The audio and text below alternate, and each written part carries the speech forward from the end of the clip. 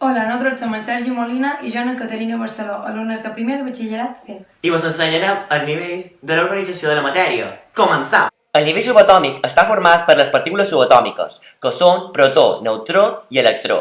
Els protons i els neutrons encara estan formats per partícules més petites anomenades quarks. A continuació, passarem al nivell atòmic, que està constituït per àtoms. Aquests estan formats per partícules subatòmics i dins d'aquest grup podem diferenciar els bioelements que formen la matèria orgànica. Aquests són el xon, carboni, hidrogen, oxigen i nitrogen.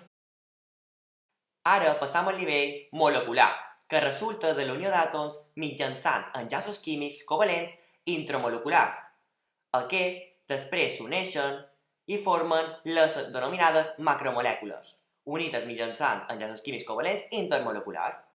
Però cal destacar que les molècules que constitueixen la matèria viva se denominen biomolècules, i n'hi ha d'orgàniques i inorgàniques.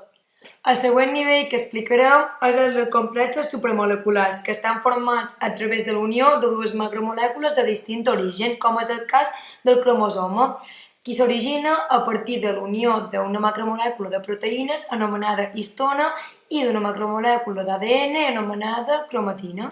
Alhora, aquests complexos supramoleculars s'agrupen formant així els diferents orgànuls de la cèl·lula, que realitzen les diferents funcions. Com tenim aquí, hem escollit un nucli, que està format per un nucleol, nucleoplasma i una membrana amb porus nuclears. El nivell abiòtic ara està completat.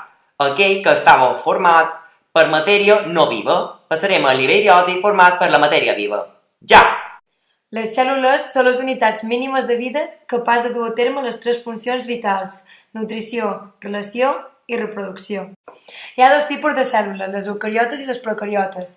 Ambdues comparteixen el material genètic, el citoplasma i la membrana plasmàtica, però el material genètic de les procariotes se troba dins el citoplasma, mentre que les eucariotes es troba dins el nucli. Trobam dos tipus de cèl·lules eucariotes, les animals i les vegetals. Les animals i les vegetals tenen mitocondris per dur a terme la respiració cel·lular, però les vegetals també tenen cloroplast per dur a terme la fotosíntesi.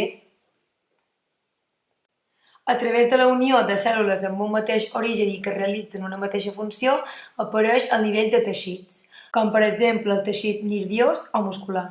Aquests teixits es junten i formen així els diferents òrgans, que són la unió de teixits que realitzen una mateixa funció, com per exemple el pulmó. A través de la unió de diferents òrgans apareixen els sistemes i aparells. Els aparells estan formats per òrgans de diferent origen, però per tal de que pugui funcionar aquest és necessari la participació de tots i cada un d'ells.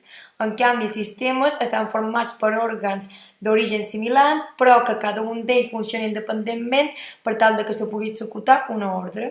Després, passam ja al nivell d'individu, que està format per tots els sistemes i aparells coordinats entre si, com és una planta. El nivell de població està format per conjunt d'individus d'una mateixa espècie que viuen en un lloc en un mateix període de temps. Ara passam a l'ecosistema, que està format per la biocenosi, o éssers vius, i el biòtop i les característiques fisicoquímiques que la caracteritzen. Per tant, considerem a la biosfera com el conjunt d'éssers vius que habiten a la Terra i les característiques fisicoquímiques pròpies d'ella, sent així el major ecosistema.